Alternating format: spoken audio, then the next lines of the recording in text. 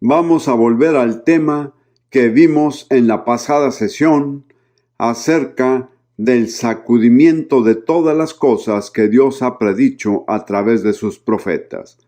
No voy a repasar el material que cubrimos, simplemente señalaré que Dios dice: haré temblar todas las cosas, haré temblar el cielo, haré temblar la tierra seca, haré temblar el mar, haré temblar a todas las naciones, haré temblar todo lo que pueda ser sacudido. El propósito es que aquellos de nosotros que hemos recibido el reino y que no podemos ser conmovidos, podemos ser, por así decirlo, colados del resto de la humanidad. Bien, esta noche quiero que veamos una respuesta práctica. ¿Cómo hemos de responder? Si realmente creemos que Dios va a actuar tan claramente como dice que va a actuar, ¿qué nos corresponde hacer? ¿Nos quedamos sin hacer nada? ¿O acudimos a la Biblia para entender cuáles son las decisiones bíblicas y sensatas que debemos tomar? Antes que nada, como ya le he dicho, es obvio que si queremos permanecer inmutables, tenemos que construir un fundamento basado en la palabra de Jesús, escuchando y poniendo en acción su palabra. Así que todo lo que estoy por decir prosigue de eso. En otras palabras, ¿de qué forma escucharemos y aplicaremos las enseñanzas de las Escrituras?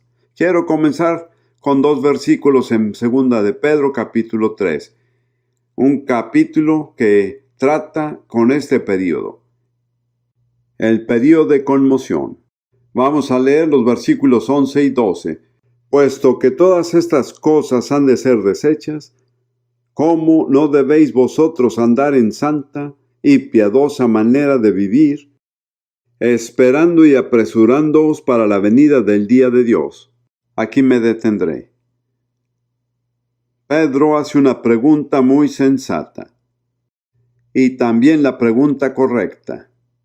La cuestión ante todo no es qué debemos hacer, sino qué clase de personas debemos de ser. Lo que somos es más importante que lo que hacemos. Y él da una respuesta con esquema muy simple que contiene 3 partes. Menciona en primer lugar que hay que tener una conducta santa y piadosa. En segundo lugar, hay que estar a la espera. Y en tercer lugar, hay que apresurar la venida del día de Dios. Así que hay 3 cosas que se mencionan: la conducta santa y la piedad, la espera de la venida del día de Dios y el apresurar la venida del día de Dios. Así debe ser nuestra respuesta básica: la santidad, el esperar por la venida de Dios y el apresurar la venida del día de Dios. Trataré brevemente las mismas.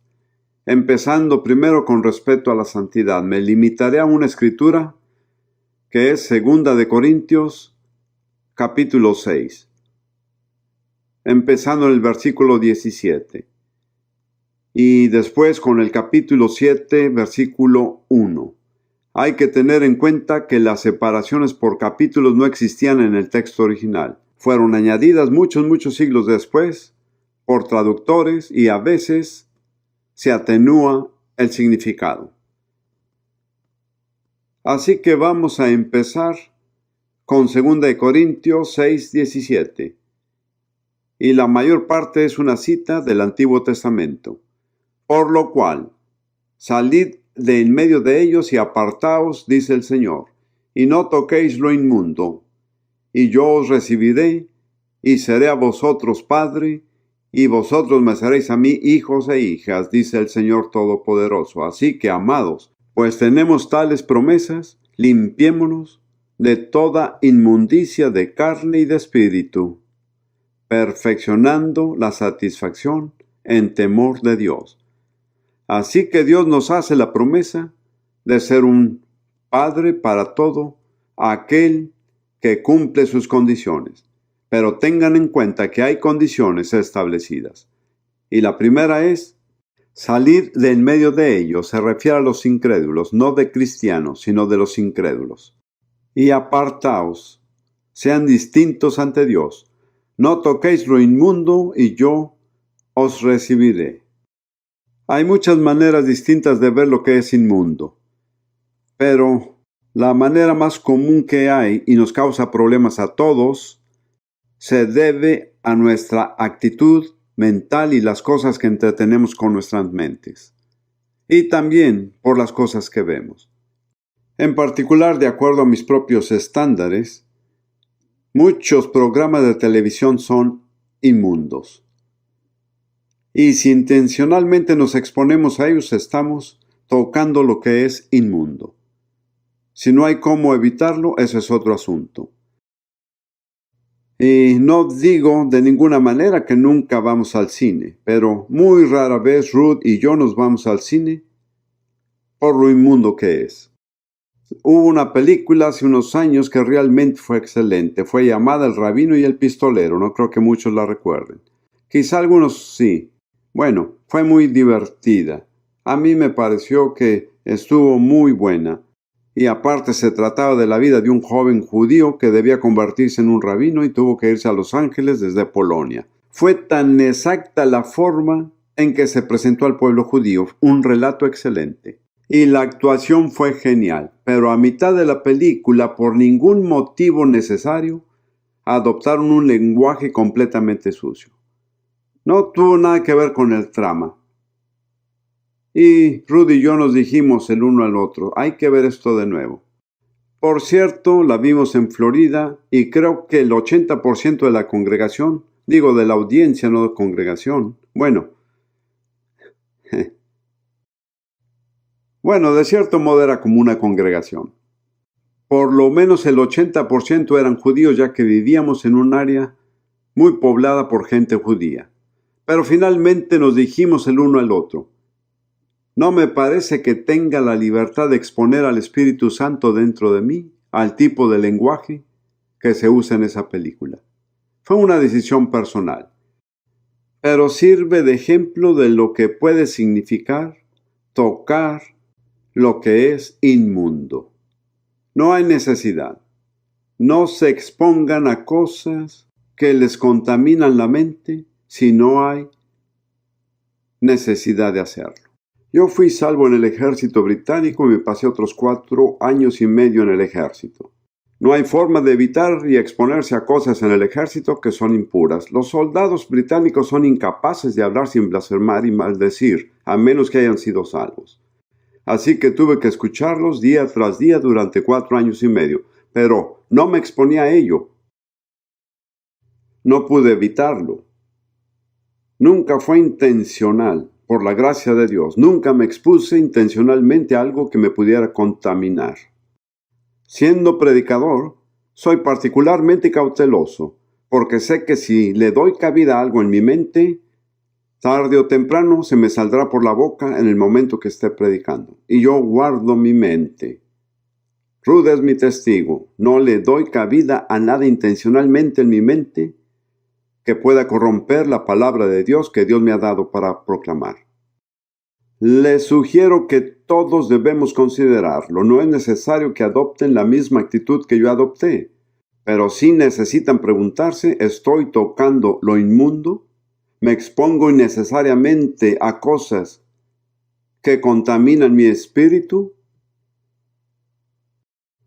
Jesús dijo, bienaventurados los de corazón puros, porque ellos verán a Dios. Y Proverbios dice, guarda tu corazón con toda diligencia, porque de él mana la vida. Todo lo que existe en la vida sale del corazón. Si tienen un corazón puro, tendrán una vida pura. Y si sus corazones son impuros, sus vidas serán impuras. Esa es una ley inmutable que gobierna toda conducta humana. Y recuerden, lo que pone en su corazón define el trayecto de tu vida. No puede guardar algo malo en el corazón y vivir bien, como tampoco puede guardar algo bueno y vivir mal. Así que lo que se guarda en el corazón define el curso de su vida. Creo que fue cuando era profesor en África, en Kenia, que me interesé en varios dialectos africanos incluyendo uno llamado Loragoli, que lo hablan los Maragoli. Yo fui director de una universidad para la formación de profesores africanos. No sé por qué, pero entré en el dormitorio de algunos estudiantes y en su idioma Loragoli vi Proverbios 4:23. Ahí estaba en su idioma. Y decía, y su idioma es un poco más simple, sobre toda cosa guardada, guarda tu corazón, porque de él mana toda la vida. Y nunca se me ha olvidado, todo lo que existe en la vida sale del corazón. Si quieren una vida buena, mantengan un corazón bueno, tengan un corazón puro. Y si se contaminan, a fin de cuentas son ustedes quienes sufren más. El obedecer la Biblia realmente no significa ser muy piadoso. Es tener sentido común. Porque funciona. Entonces Dios dice, y seré a vosotros padre, y vosotros me seréis a mí hijos e hijas, dice el Señor Todopoderoso. Dios no se ofrece a ser padre incondicionalmente a cualquiera que lo desee. Él dice que seré padre si cumplen mis condiciones. Y entonces Pablo añade un por lo tanto. Al principio del capítulo 7, y algunos me han escuchado decir que si encuentran un por lo tanto en la Biblia, pregúntense por qué está ahí. Y este por lo tanto es debido a 2 versículos. Por lo tanto, amados, puesto que tenemos tales promesas, limpiémonos. Hay cosas que Dios hace por nosotros y hay otras que debemos hacer nosotros mismos.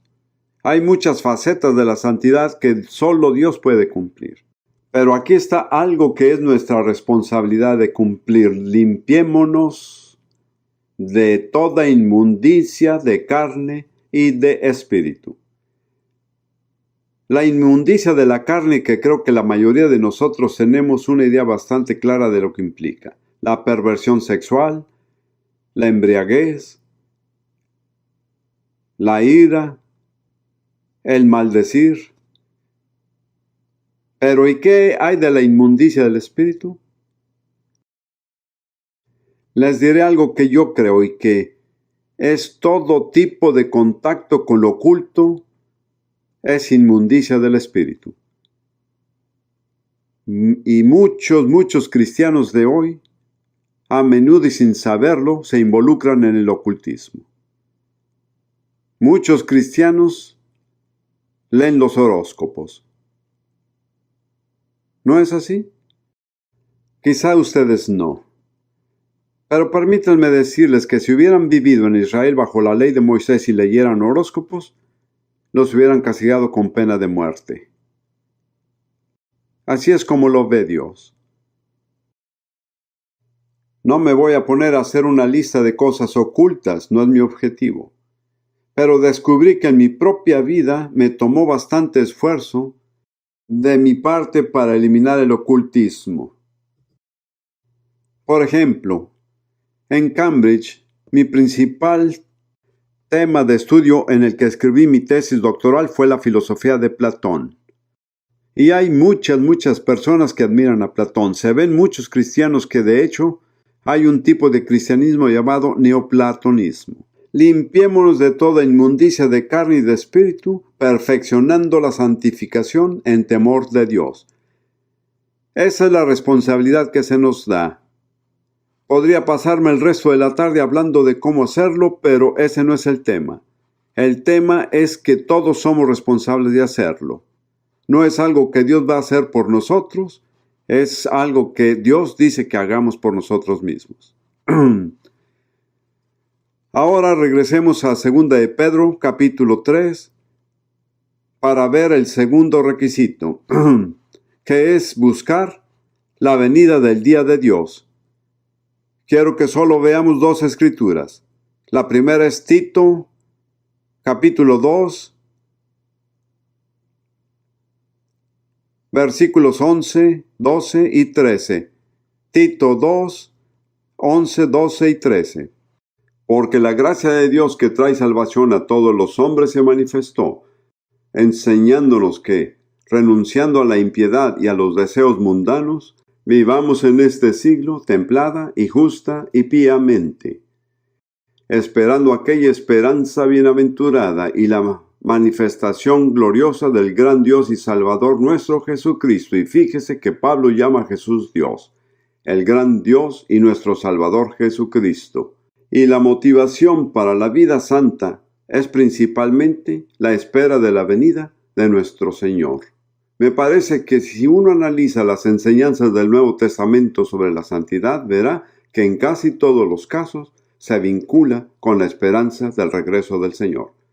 Y en lo personal pienso que en donde la Iglesia pierde el sentido de la esperanza de la venida del Señor, los estándares de santidad del Nuevo Testamento son imposibles, porque yo creo que esa es la clave de la motivación. Y también en Primera de Juan, capítulo 3, versículos 1, 2 y 3. Primera de Juan 3, 1, 2 y 3. Mirad cuál amor nos ha dado el Padre, para que seamos llamados hijos de Dios, y lo somos. Por eso el mundo no nos conoce, porque no le conoció a Él. Amados, ahora somos hijos de Dios, y aún no se ha manifestado lo que hemos de ser. Pero sabemos que, cuando Él se manifieste, seremos semejantes a Él, porque le veremos tal como Él es, y todo aquel que tiene esta esperanza en Él, se purifica a sí mismo, así como Él es puro. Podrán decirme que creen en la doctrina del regreso del Señor, pero es más importante que se manifieste en sus vidas, porque dice que todo aquel que tiene esta esperanza en Él, lo cual es la esperanza de su venida, se purifica así como Él es puro. De nuevo, la Escritura nos carga la responsabilidad a nosotros. Hay maneras en que Dios nos purifica, hay maneras en que tenemos que purificarnos a nosotros mismos. Y Dios solo tiene un estándar de pureza, que es Jesús, así como Él es puro. Luego, volviendo otra vez a 2 de Pedro, solo una vez más, capítulo 3, versículo 12, dice, esperando y apresurándoos para la venida del día de Dios. Las versiones viejas autorizadas solían usar la expresión apresurarse en, pero no es una traducción muy precisa. La traducción correcta es la que se usa en el texto moderno, apresurando la venida del día de Dios. No basta con esperarla, tenemos que apresurarla. ¿Cómo puede uno apresurarla? La Biblia nos dice muy claramente. Busquen Mateo 24, si están siguiendo las Escrituras.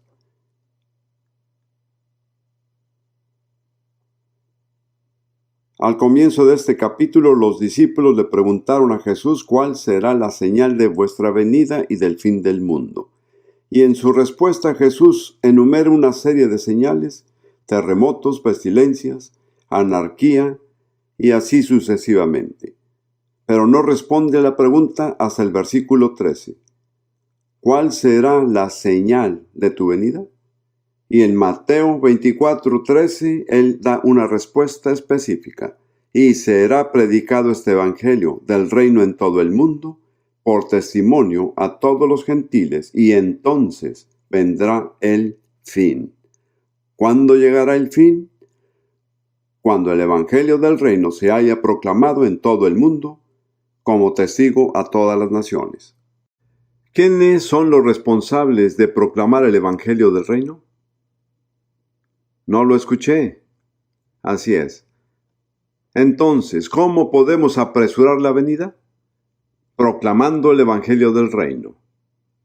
Por otro lado, si no lo hacemos, no estamos apresurando su venida, la estamos retrasando. Y si considera toda la agonía y el sufrimiento en el mundo de hoy, y ser responsables de prolongarla más de lo necesario, es una terrible responsabilidad. Pero la culpa es de nosotros los cristianos, si no hacemos lo que podemos para apresurar la venida de aquel día. Y luego hay otra respuesta en Apocalipsis 19, Versículos 7 y 8. Se trata de la alabanza que ocurre en el cielo.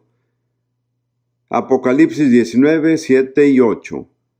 Regocijémonos y alegrémonos y démosle a él la gloria, porque las bodas del Cordero han llegado y su esposa se ha preparado.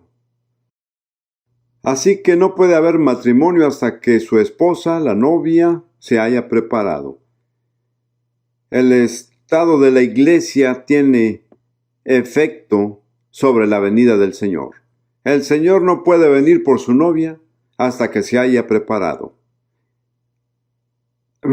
He vivido en muchas culturas y naciones diferentes. Nunca he vivido en ninguna cultura o nación en donde la novia no se tenga que tomar la molestia de prepararse para su día de boda. Es algo universal, sin importar el color de piel o el idioma de uno. Lo mismo ocurre con la iglesia. La iglesia tiene que prepararse. Y luego, en el versículo que sigue, habla de la vestimenta de la boda. Versículo 8. Y le fue dado que se vista de lino fino, limpio y brillante, porque el lino fino son las justificaciones de los santos. Noten la palabra. Tenemos que usar lino puro, blanco y brillante. Y el lino brillante son las acciones justas de los santos. Cuando ustedes y yo creemos sinceramente en Jesús, le entregamos la vida a Él, su justicia es puesta en nosotros. Y la Escritura dice que somos justificados como considerados justos. Pero no es eso lo que la Escritura está hablando. Se trata de las acciones justas de los santos. Tenemos que pasar de la justicia interna a la justicia externa. Y de eso estará hecha la tela de nuestro vestido de boda, de las acciones justas de los santos. Me he permitido a mí mismo decir de vez en cuando, según mi observación, que a la iglesia contemporánea le queda tela suficiente como para hacer un bikini. Pero eso no es adecuado para una boda. La otra forma en que se puede acelerar la venida del Señor es mediante la ejecución de nuestros actos justos, de manera que suministremos suficiente tela para hacer el tipo de vestido de boda que debemos llevar. Ahora, dejándole eso como un fundamento, quiero hablar de las 4 maneras prácticas de expresar nuestra obediencia a la palabra de Dios. En primer lugar, está alinearse con el propósito de Dios o propósitos, pero es propósito. Dios tiene un propósito que es claramente revelado desde el inicio en el Nuevo Testamento. Dios nunca ha cambiado su propósito. Se mantiene persistente en su objetivo. Y esto se menciona en un pasaje muy familiar que llamamos el Padre Nuestro. En Mateo 6, 9 y 10. Padre nuestro que estás en los cielos, santificado sea tu nombre. Eso es un acercamiento. No es una oración, es un acercamiento. Y la primera oración determinada es: venga tu reino. Sea hecha tu voluntad en el cielo como en la tierra. ¿Cuál es el objetivo principal de Dios? Es que venga su reino. Y solo podemos alinearnos con Dios y con su propósito cuando estamos alineados con la venida del reino de Dios. Y cuando todo lo que hacemos se dirige finalmente hacia la venida del reino de Dios. En el mismo capítulo de Mateo, versículo 33, dice: mas buscad primeramente el reino de Dios y su justicia, y todas estas cosas os serán añadidas.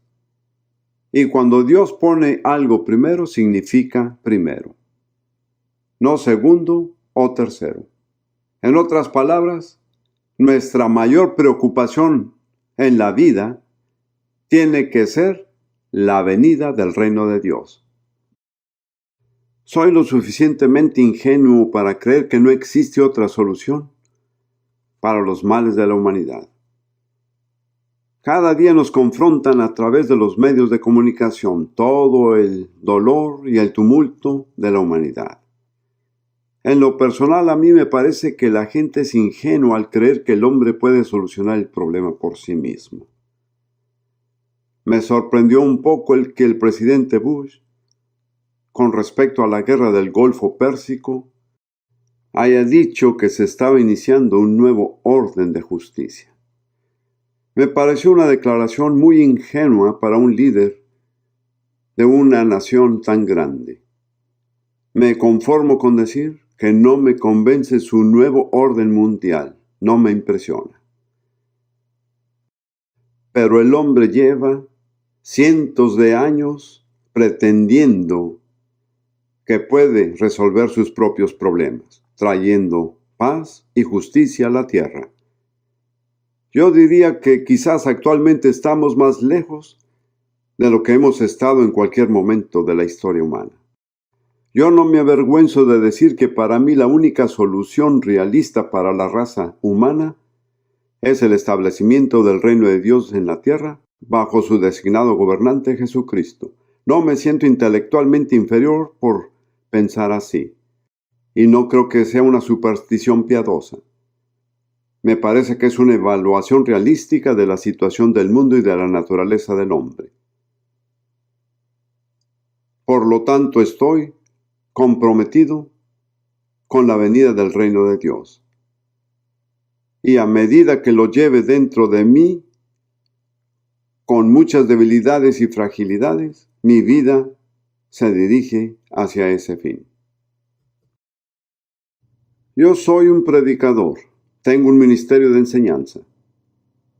Y por la gracia de Dios, mis enseñanzas han llegado prácticamente a cada nación del mundo, por varios medios: la radio, en video, en cintas de audio e impresos.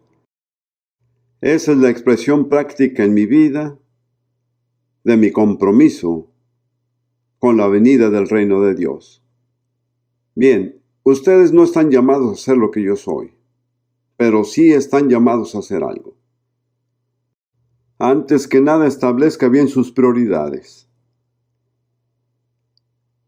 El reino de Dios no se busca solo cuando es conveniente o después de ocuparse de todo lo que le preocupa. Se busca primeramente. Y si Dios dice que es lo primero, significa lo primero.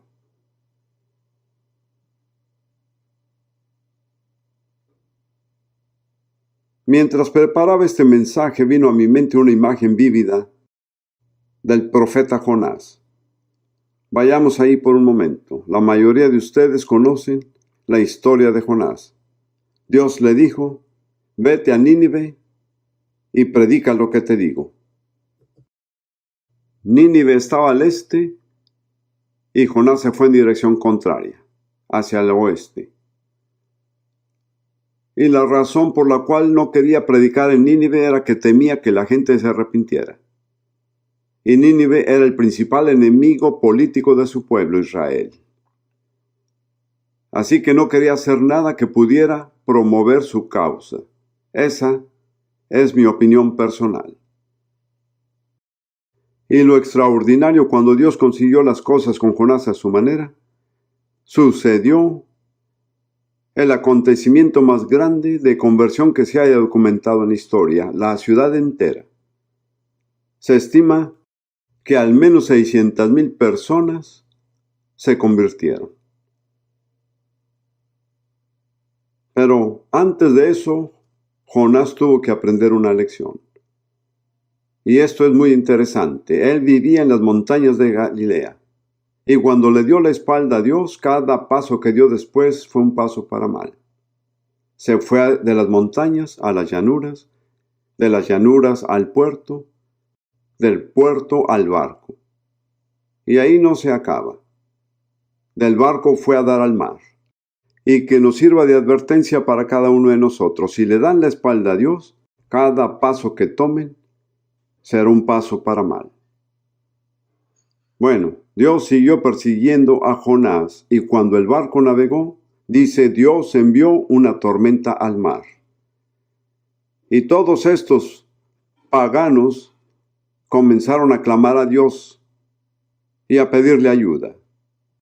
¿Y dónde estaba Jonás? El que conocía al Dios verdadero, el que tenía la respuesta.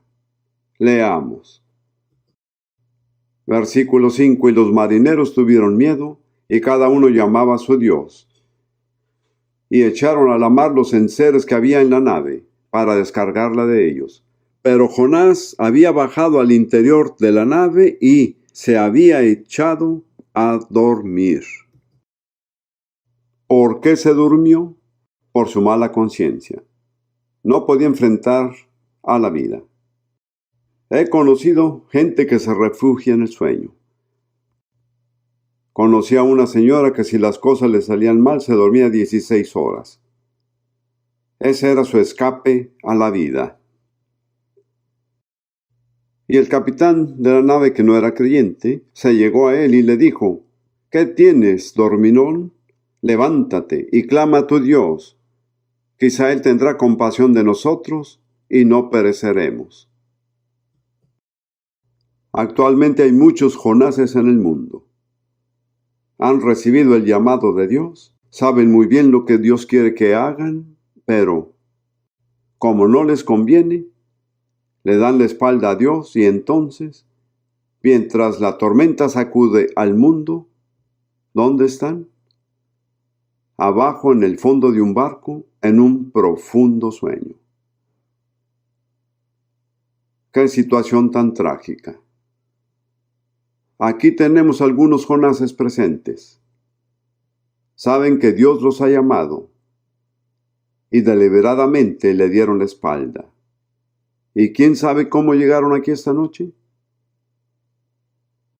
Pero voy a darles una oportunidad más adelante en este servicio para que cambien de parecer. Así que piénsenlo bien. Imagínense, el único hombre que conocía al verdadero Dios, el único hombre que tenía la respuesta. Todos los paganos a su alrededor oraban sinceramente y él estaba abajo en los costados del barco, durmiendo. ¡Qué imagen tan vívida de tantos cristianos de hoy! En un barco dormidos por no estar dispuestos a enfrentar la realidad.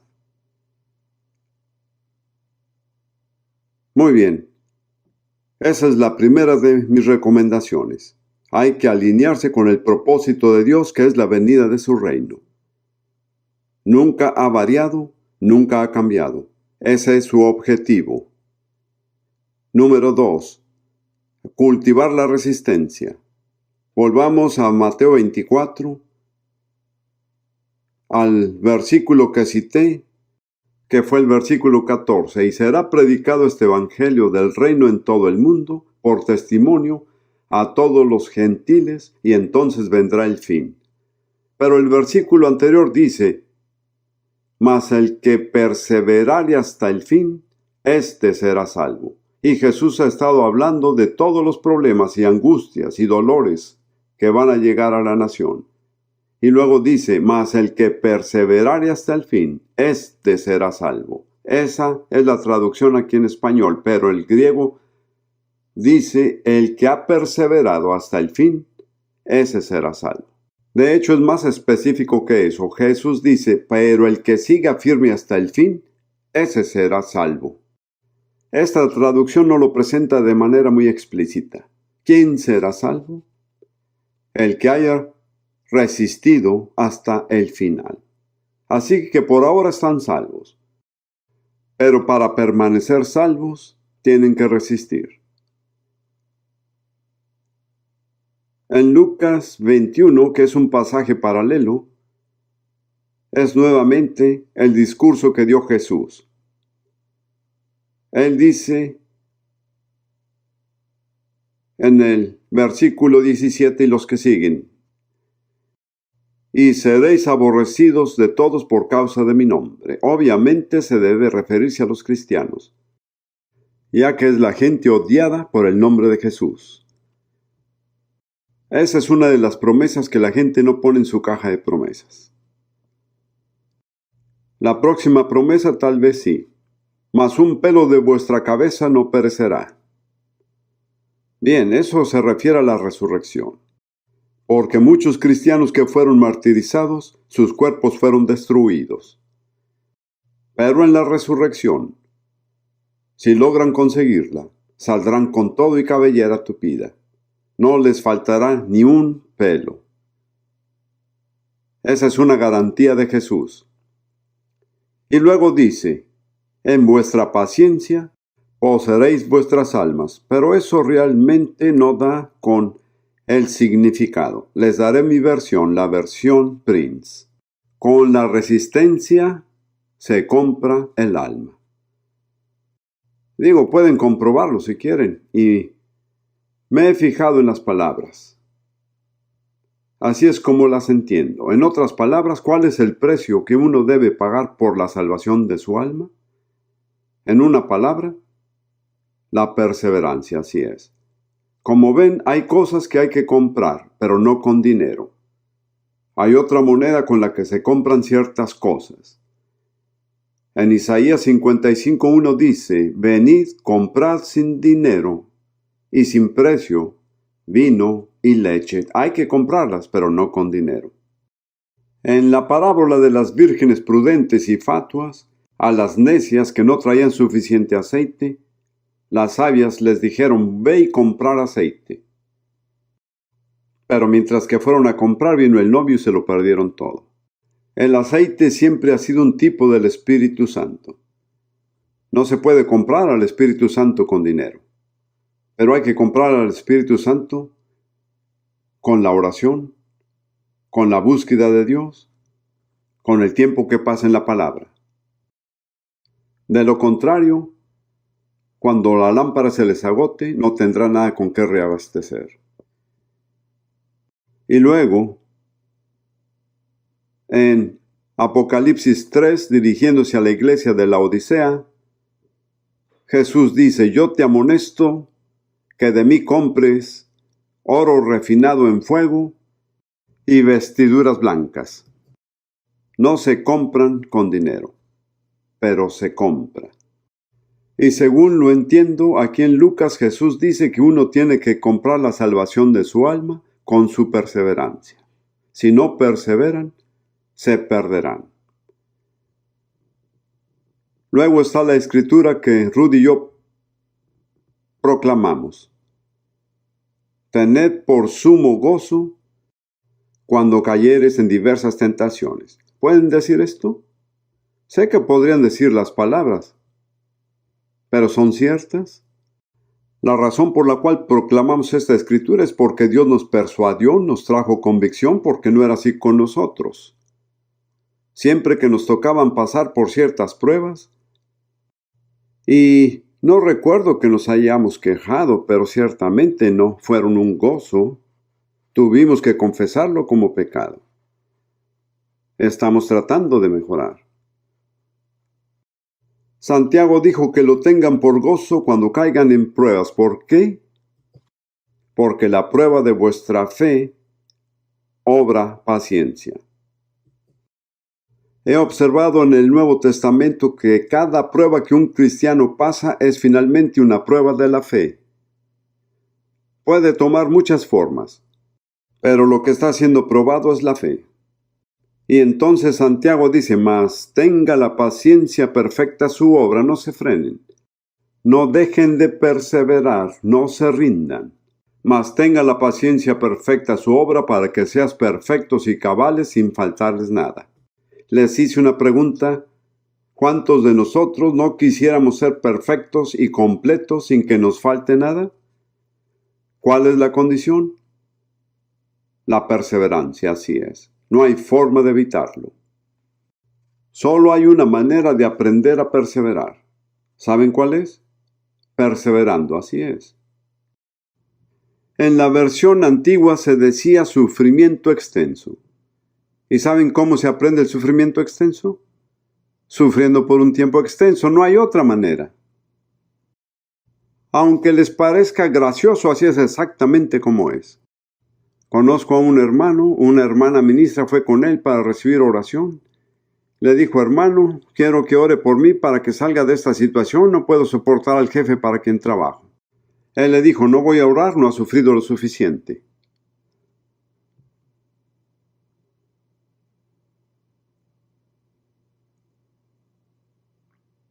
Volvamos al final de Santiago por unos momentos. Quiero mostrarles cuán estrechamente está ligada la resistencia con la preparación para la venida del Señor. Santiago 5. Solo vamos a leer los versículos 7 al 11. La palabra que se utiliza aquí es principalmente la paciencia. Y permítame ofrecerle una pequeña lección y se la dejo por gratis. Hay 3 palabras que están relacionadas: la paciencia, la perseverancia y la resistencia. Están relacionadas, pero son distintas y todas ocupan su lugar en la vida cristiana. Paciencia se deriva del mismo origen del latín que nos da la palabra pasivo. La paciencia es básicamente no hacer nada. Y Dios expresa paciencia. Pedro dice que Dios se esperó pacientemente en los días de Noé. Dios no hizo nada. Por 120 años dejó al hombre que siguiera su curso. Mucha gente ha llegado a la conclusión de que Dios es indiferente. No es así. Es la paciencia de Dios. Con frecuencia Dios ejerce paciencia y no hace nada. Dirán: ¿cómo pudo dejar que Hitler se saliera con la suya? La paciencia de Dios. La paciencia, de cierta forma y en el buen sentido, es hacer nada. Y luego hay la perseverancia, que se podría interpretar como algo que se hace persistentemente, haciéndolo seguido y continuamente sin parar. Y luego la resistencia, que es la palabra que estamos viendo. Y la palabra griega significa permanecer abajo de. Si uno está abajo de presiones, y resistir significa quedarse ahí. Significa aguantar, sin tratar de escaparse. Así que tenemos esos 3 aspectos de la conducta cristiana: la paciencia, la perseverancia y la resistencia, y todos se aplican a la preparación de la venida del Señor. Así que voy a leer unos cuantos versículos de Santiago 5, comenzando en el 7. Pues hermanos, tened paciencia hasta la venida del Señor. ¿Saben? He observado que para la mayoría de los hombres siervos del Señor, lo más difícil es lograr la paciencia. Creo que las mujeres son mejores en la paciencia que los hombres. Quiero decir que había sido cristiano por 30 años antes de darme cuenta de que el pecado que me acosaba era mi impaciencia. Ni siquiera fui convencido de ello. Y cuando comencé a lidiar con ello, me di cuenta del control que tenía sobre mí. Bien, vamos a seguir. Mirad cómo el labrador espera el precioso fruto de la tierra, aguardando con paciencia hasta que reciba la lluvia temprana y tardía. Tened también vosotros paciencia, confirmad vuestros corazones, porque la venida del Señor se acerca. Hermanos, no os quejéis unos contra otros, para que no seáis condenados. He aquí, el juez está delante de la puerta. Hermanos míos, tomad por ejemplo de aflicción y de paciencia a los profetas que hablaron en nombre del Señor. Me encuentro con mucha gente que pretenden ser profetas, pero no me parece que estén siguiendo el patrón bíblico, porque ser un profeta no tiene nada de glamoroso según la Biblia. Es doloroso. Significa el aislamiento, la persecución. Yo prediqué una vez en Ghana, África, sobre los ministerios de los apóstoles, los profetas, los evangelistas. Tenía una audiencia como de 3,000 personas. La mayoría eran hombres jóvenes. Así que después de haber tratado con el ministerio del apóstol por un tiempo largo, les pregunté cuántos de ustedes quisieran ser apóstoles. ¿Tiene alguien una Biblia versión NBI? ¿Alguien cerca de mí? Prometo devolverla. Muchas gracias. Así que muchos levantaron la mano. Y les dije, esperen un momento. Déjenme leerles la descripción del trabajo antes de que soliciten el puesto. Busqué 1 de Corintios, capítulo 4, que es muy vívida en la versión NBI. Eso es lo que dice.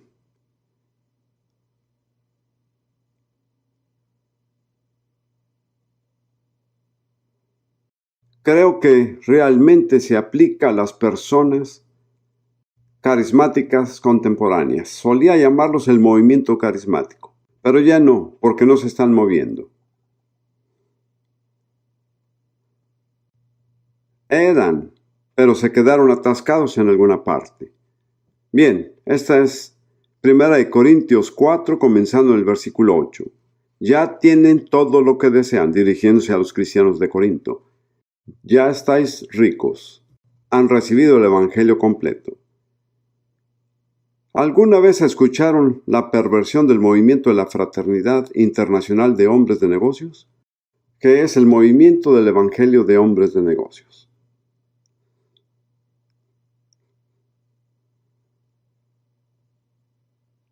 Me encantan esos hermanos. He compartido con ellos muchas veces. Han llegado a ser reyes, y eso sin nosotros. Ojalá fueran de veras reyes para que también nosotros reináramos con ustedes. Por lo que veo, a nosotros los apóstoles Dios nos ha hecho desfilar en el último lugar, como a los sentenciados a muerte.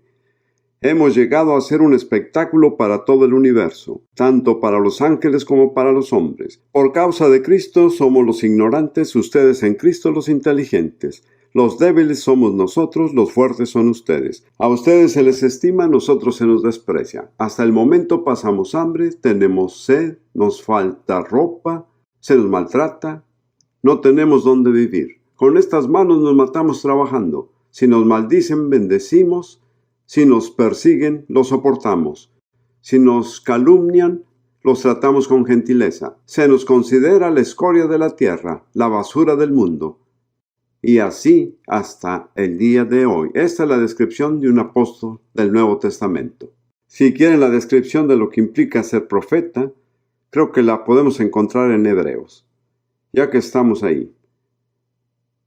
Hebreos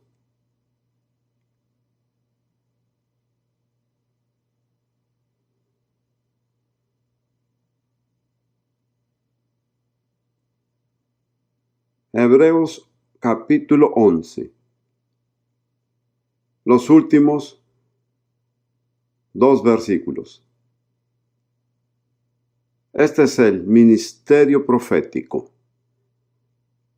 Fueron apedreados, aserrados, tentados, muertos a cuchillo, anduvieron de acá para allá cubiertos de pieles de ovejas y de cabras, pobres, angustiados, maltratados, de los cuales el mundo no era digno, perdidos por los desiertos, por los montes, por las cuevas y por las cavernas de la tierra. ¿Cuántos de ustedes quieren ser profetas? Gracias. Gracias, muchas gracias. ¿Se dan cuenta de lo que les digo? ¿Qué se necesita? No lo escuché. La perseverancia, así es. Vamos a seguir con lo que estábamos leyendo. Regresemos al versículo 10 de Santiago 5. Hermanos míos, tomad por ejemplo de aflicción y de paciencia a los profetas que hablaron en nombre del Señor. No es un ejemplo de glamour, sino de sufrimiento. He aquí, tenemos por bienaventurados a los que sufren. Habéis oído la paciencia de Job, y habéis visto el fin del Señor, que el Señor es muy misericordioso y piadoso. Si repasan esos versículos encontrarán que el tema es la paciencia, la perseverancia y la resistencia. y ese es el patrón para el pueblo de Dios, que se prepara para el regreso del Señor. Les diré que me predico estas palabras como lo hago con ustedes aquí. Tiemblo muchas veces cuando escucho la manera irresponsable en la que la gente de hoy habla de los ministerios y los dones. Es difícil tener un ministerio en el cuerpo de Cristo. Entre más daño haga el diablo, más luchará contra uno. Si no están preparados para el conflicto y la agonía, mejor renuncien.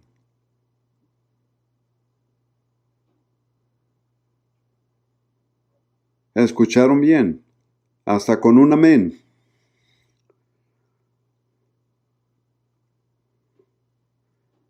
Muy bien, estamos llegando al siguiente. Este es el número 3. Se pone aún peor. ¿Saben lo que es? Es estar esperando.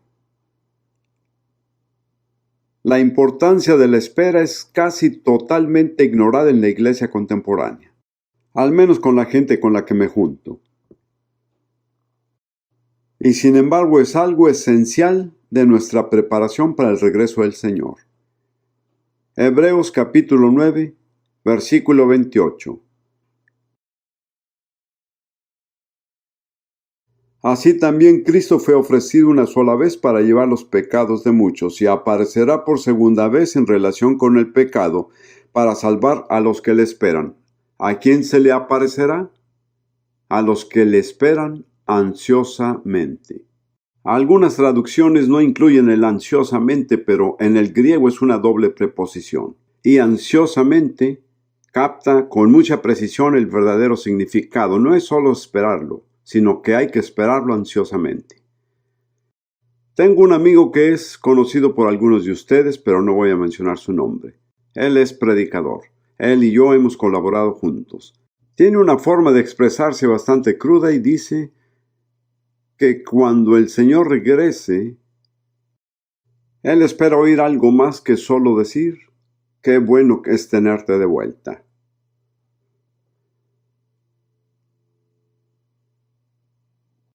Si esperamos ansiosamente, tendremos algo más que decir. Y luego, en 1 Tesalonicenses, un pasaje muy notable. Capítulo 1, versículos 9 y 10, que habla del testimonio de los no creyentes a la experiencia de los cristianos de Tesalónica. Leamos. Porque ellos cuentan de nosotros cuál entrada tuvimos a vosotros y cómo os convertisteis de los ídolos a Dios, para servir al Dios vivo y verdadero, y esperar a su Hijo de los cielos, al cual resucitó de los muertos, a Jesús, el cual nos libró de la ira que ha de venir. Así que estas personas se vuelven a Dios como resultado del ministerio de Pablo para hacer dos cosas. Y no hay ninguna indicación de que una sea más importante que otra. Servir al Dios vivo y esperar a su Hijo del cielo. Como cristianos, todos debemos servir, pero también estamos llamados a esperar. Y he hablado con ministros y obreros cristianos en muchos lugares, y a veces les hago esta pregunta. ¿Cuál requiere de más fe? ¿Trabajar o esperar? Y nunca he tenido a nadie que me conteste que se necesita más fe para trabajar que para esperar. La verdadera prueba de fe está en la espera. Y es una prueba a la que todos estaremos sujetos, porque todos estamos llamados a apartarnos de los ídolos para servir a Dios, para esperar a su Hijo. Páseme mi Biblia, la NBI, por favor.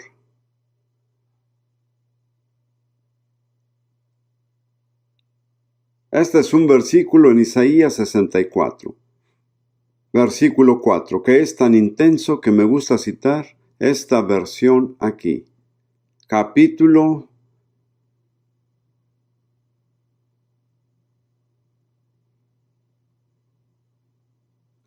64, versículo 4. Este describe un aspecto único del verdadero Dios. Y dice, desde la antigüedad no se ha escuchado, ni el oído ha percibido, ni el ojo ha visto a ningún Dios fuera de ti, que actúe a favor del que en él espera. ¿Cuál es la única característica que distingue de Dios? Él actúa en nombre de los que hacen, ¿qué cosa? Esperar en Él. Gracias. Tal vez la necesite nuevamente. Quédese por aquí cerca. Muy bien. Vamos a Juan capítulo 9, versículo 4. Un versículo que citó un hermano mientras orábamos. Tal vez no lo recuerda. Juan 9:4. Jesús dice, nosotros. Esa es una traducción mejor que decir yo. Nosotros debemos hacer las obras del que me envió mientras es de día. La noche viene cuando nadie puede trabajar. ¿Lo entendieron? Vendrá sobre la tierra una noche de oscuridad en la cual el trabajo se acabará y solo haremos una cosa, que es esperar. Así es. Estaremos esperando contentos si es que hemos cumplido con nuestro trabajo. Pero será increíblemente frustrante cuando caiga la noche y digan, pero si debía haber hecho aquello, debía haber hecho lo otro. Para entonces era muy tarde. Se acerca la noche cuando nadie puede trabajar. Lo único que podemos hacer es esperar y no sabemos por cuánto tiempo tendremos que esperar. ¿Saben lo que he notado acerca de las pruebas de Dios?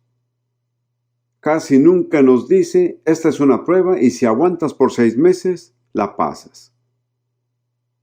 Y hay quienes de nosotros llegamos a 5 meses y 29 días y nos rendimos. No sabíamos que solo nos quedaba un día más. No se rinda nunca. No hay antecedentes en la Biblia de darse por vencido. Dios decide por cuánto tiempo durará la prueba.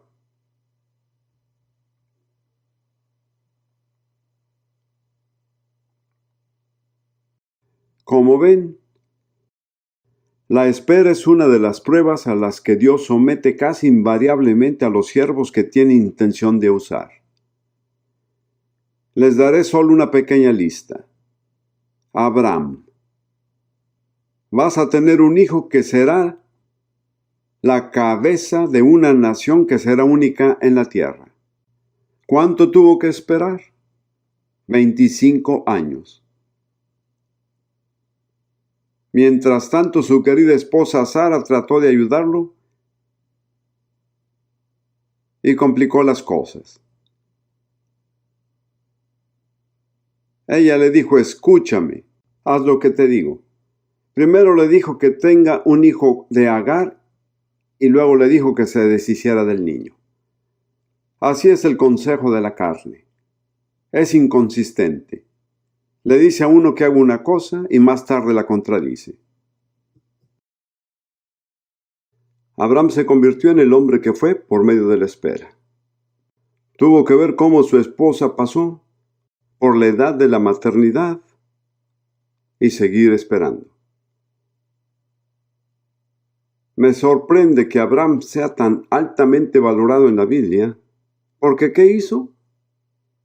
Bueno, esencialmente él era un ganadero próspero,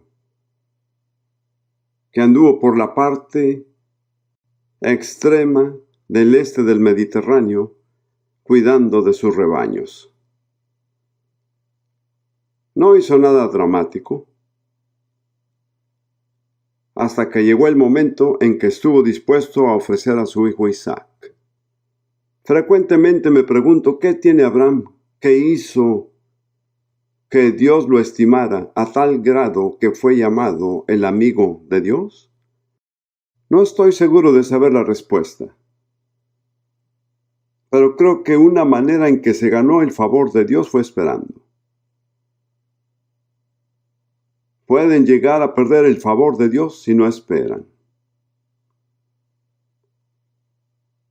Y luego José.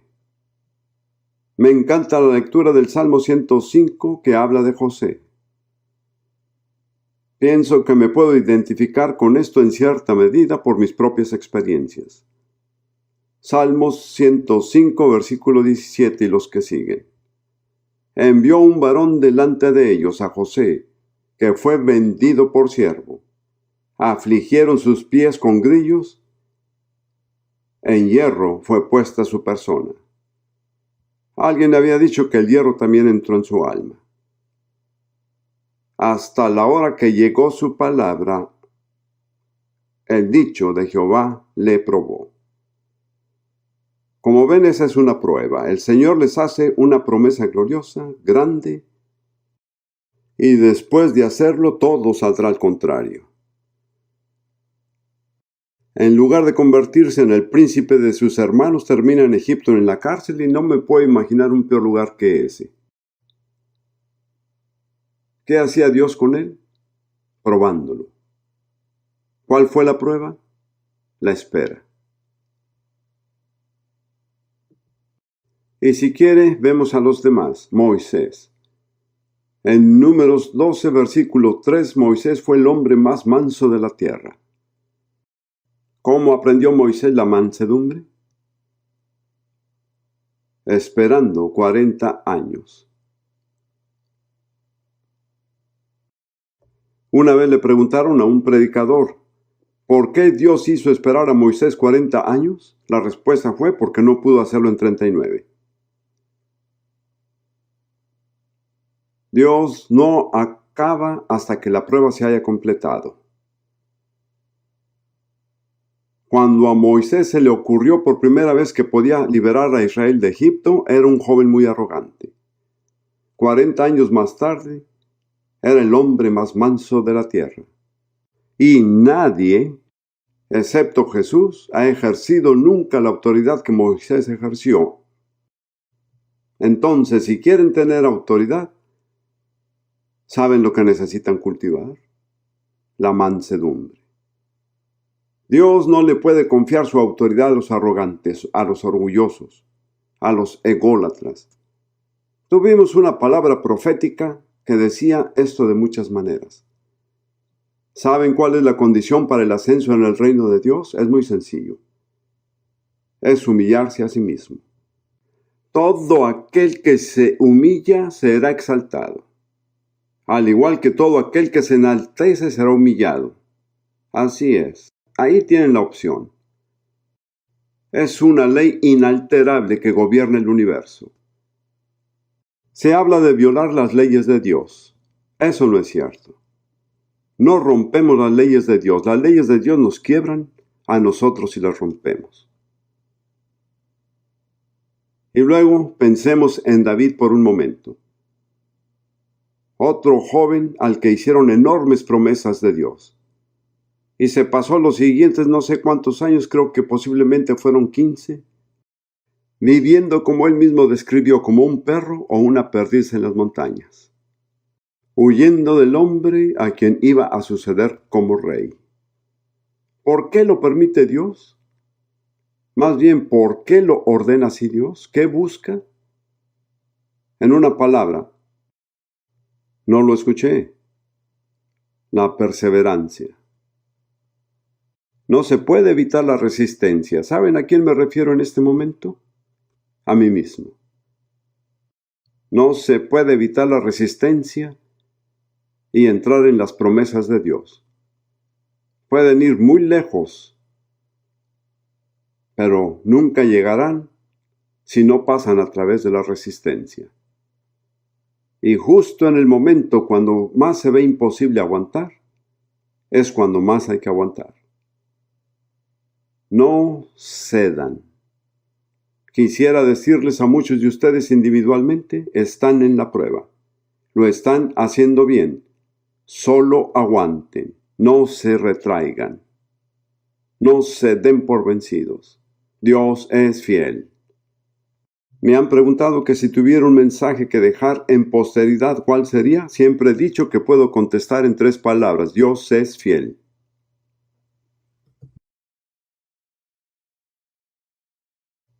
Les diré otra cosa acerca de la espera.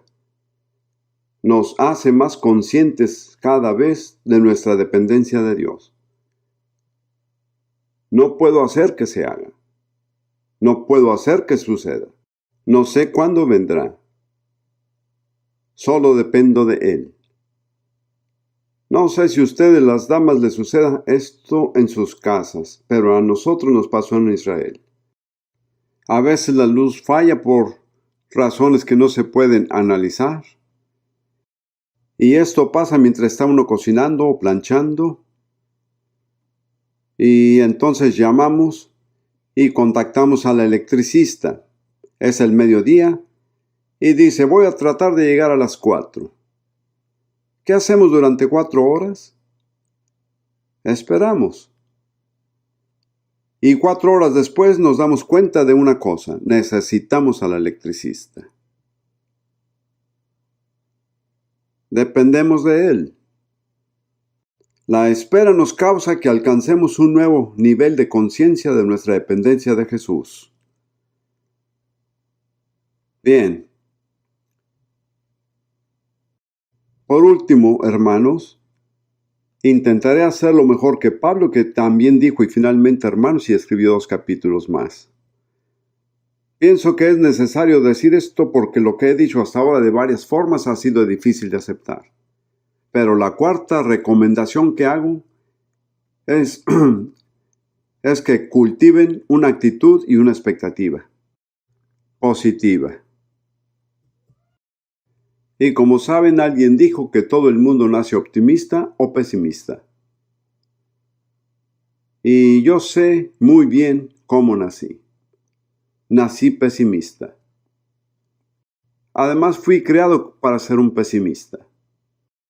Mis padres fueron buenas personas, pero en mi casa, si no te preocupaba algo, tenías que preocuparte por el hecho de que no estabas preocupado. Y aún siendo salvo, bautizado por el Espíritu Santo y teniendo un ministerio, no había superado mi pesimismo. Y la forma en que se manifestó en mi vida fue en la depresión. Y aunque otras personas se salvaban, yo estaba luchando sin cesar contra esa nube oscura que me rodeaba.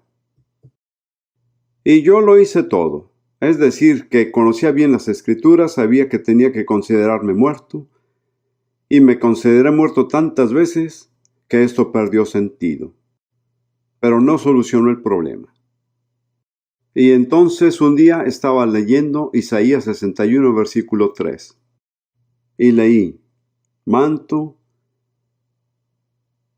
de alegría en lugar del espíritu angustiado. Y cuando leí esa parte, el espíritu de angustia, el Espíritu Santo me dijo, ahí tienes el problema. De repente me di cuenta de que no andaba lidiando conmigo. No fueron mis actitudes mentales, era un ser que me atormentaba día y noche.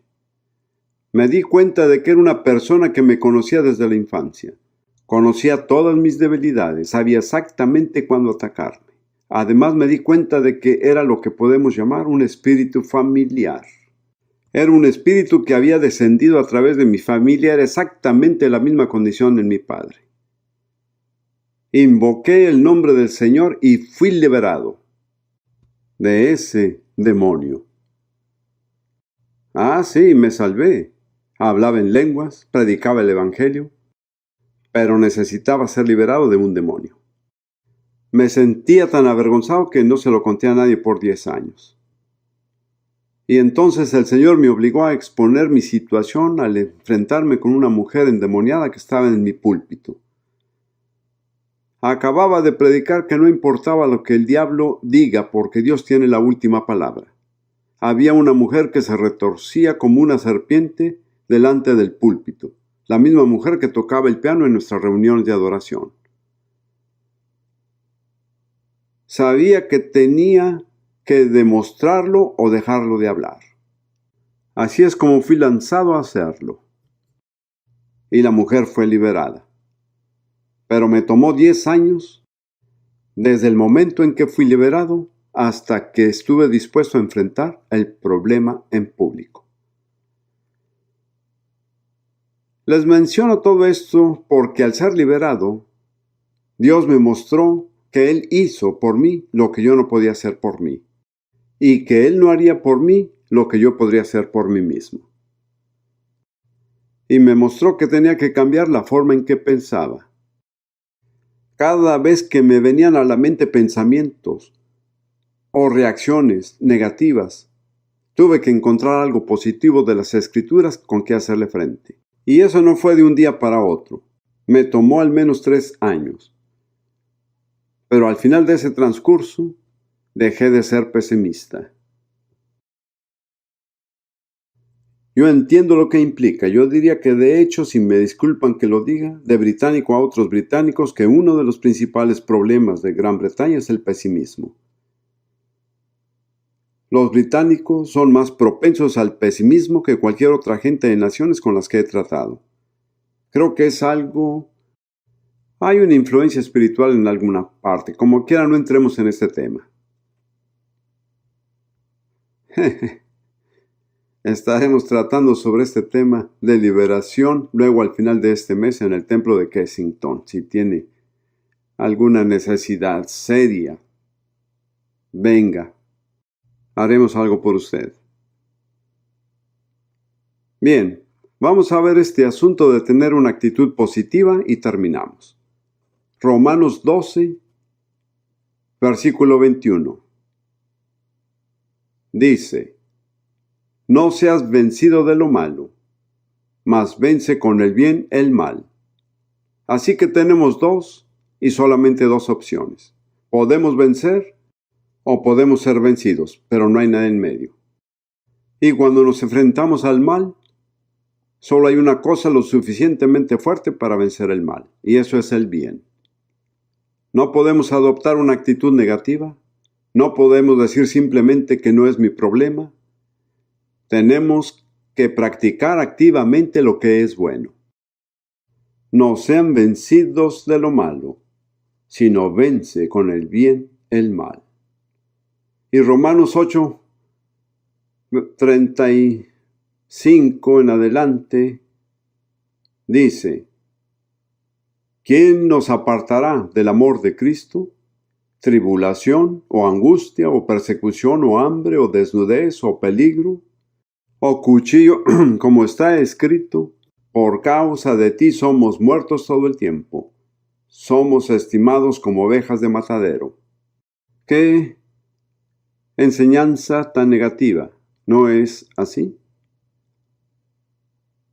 Hay quienes se oponen a las enseñanzas negativas, diciendo: hermano, sé positivo. Pero también hay verdad en lo negativo.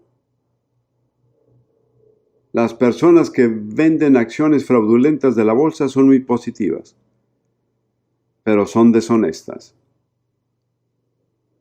Como cristianos tenemos que enfrentar lo negativo. No podemos cerrar los ojos ni apartar la mirada. Hay problemas por delante.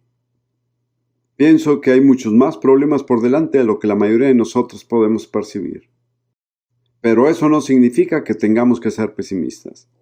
¿Cuál fue el comentario de Pablo? Antes, en todas estas cosas, somos más que vencedores por medio de aquel que nos amó. ¿Qué son todas estas cosas? Hay una lista.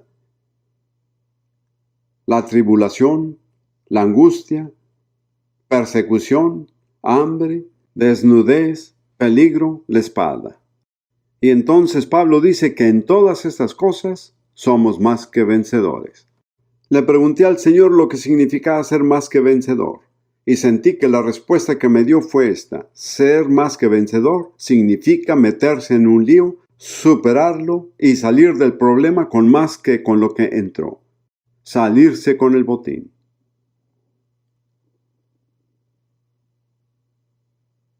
Primera de Juan, capítulo 4. 2 escrituras más. Primera de Juan 4:4. Hijitos, vosotros sois de Dios, y los habéis vencido a los malos, porque el que en vosotros está es mayor que el que está en el mundo. En realidad, qué increíblemente estúpido es el diablo al pensar que podía vencer a Dios. Quiero decir, tanta estupidez abruma. Se trata del Dios que creó todo el universo y que lo mantiene en perfecto orden. Y un ser creado se pone a desafiar a Dios. Un filósofo estadounidense dijo que el diablo es un ridículo total. No estoy usando palabras vanas, solo estoy señalando que es la estupidez más grande lo que el diablo ha hecho. Pero el que está en nosotros es mayor que el que está en el mundo. Repítanlo conmigo porque me parece que lo necesitamos decir. El que está en nosotros es mayor que el que está en el mundo. Nuevamente, el que está en nosotros es mayor que el que está en el mundo. Ahora, si quieren hacer esto, busquen a alguien cerca de usted, vuélvase a él, mírelo a los ojos y diga: el que está en mí es mayor que el que está en el mundo. Vamos a hacerlo. El que está en mí es mayor que el que está en el mundo. Amén. Bien. ¿Saben por qué hago esto? Porque es bastante fácil dirigirse a Dios y no sentirse avergonzado. Pero cuando mira a alguien a los ojos y se lo dicen, se darán una idea de qué tan en serio lo dicen. Muy bien. Una escritura más y ya terminamos. Apocalipsis 21, versículo 7. Apocalipsis 21:7. El que venciere poseerá todas las cosas, y yo seré su Dios, y él será mi hijo. He buscado en el Nuevo Testamento y no he podido encontrar ninguna promesa, excepto para aquellos que vencen. Y solo hay dos opciones: vencer o ser vencido. Todos nosotros, cada uno de nosotros, tenemos que tomar una decisión. Yo puedo vencer, mayor es el que está en mí que el que está en el mundo, pero tengo que decidirme. Tengo que cumplir las condiciones. Ahora, creo que solo necesito aplicar lo que he estado diciendo. Sentí, cuando el Señor me dio este mensaje, que iba a haber algunos Jonases aquí esta noche, quienes escucharon el llamado de Dios y lo rechazaron. Y tal vez han estado abajo en los costados de un barco dormidos. Pero por alguna obra de la providencia de Dios llegaron aquí esta noche y han escuchado esta descripción y se dan cuenta de que los describe a ustedes. Soy un Jonás, huyo de Dios. Y cada paso que he dado desde que le he dado la espalda a Dios ha sido un paso a mal. Pero ahora, esta noche, quiero volver a Dios. Quiero reconocer mi rebeldía y regresar a Él y entregarle mi vida a Él. Cristianos, ¿pueden orar? Si hay algún Jonás aquí esta noche, queremos decirle que Dios aún lo ama. Los amamos. Queremos ayudarlo, pero tienen que tomar la decisión. Si quiere volver a Dios esta noche, hay que hacer una cosa sencilla. Donde quiera que esté en este auditorio, póngase de pie ahora mismo y diga: soy un Jonás, he estado huyendo del Señor y quiero volver. Donde quiera que esté, estoy muy seguro de que al menos hay uno aquí esta noche. Que Dios lo bendiga. Que Dios lo bendiga. ¿Alguien más?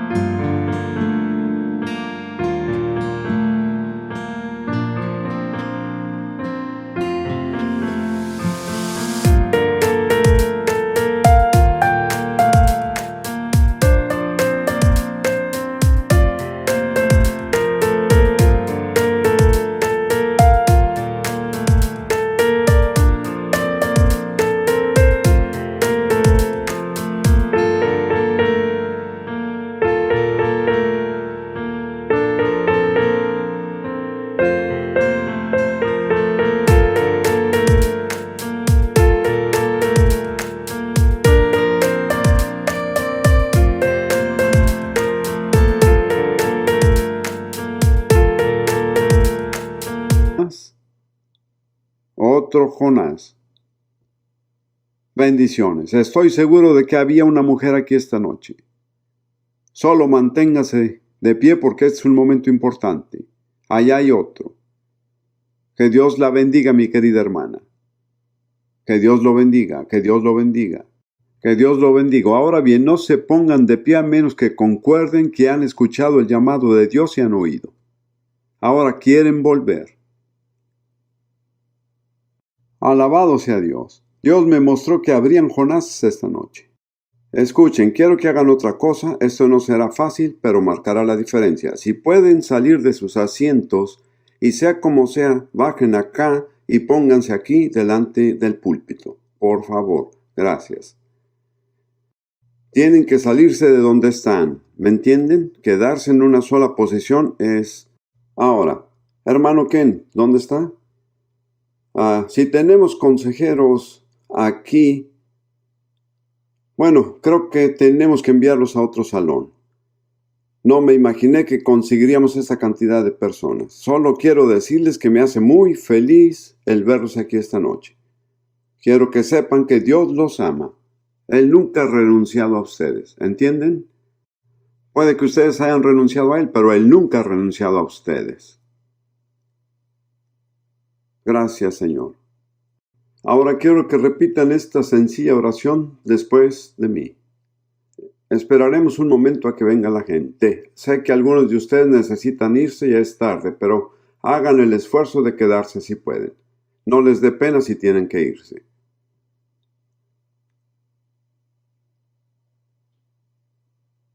Ruth, pasa acá conmigo.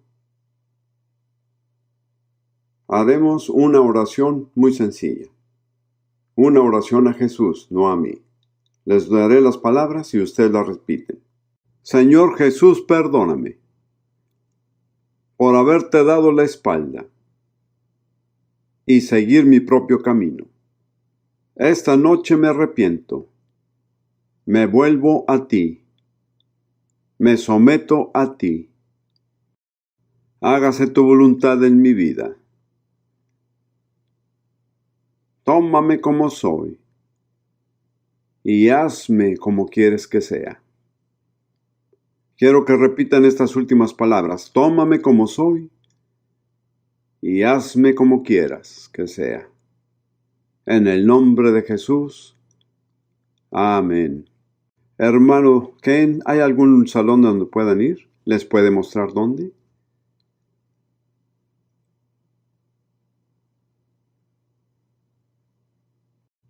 Mientras están siendo dirigidos, solo quiero dar una oportunidad más. Si hay alguien aquí esta noche que nunca ha vuelto a nacer, que nunca ha formado parte de la nueva creación de Dios y que quieren ser parte de esa nueva creación, a los que se presentaron como Jonases, vayan por favor por ese lado.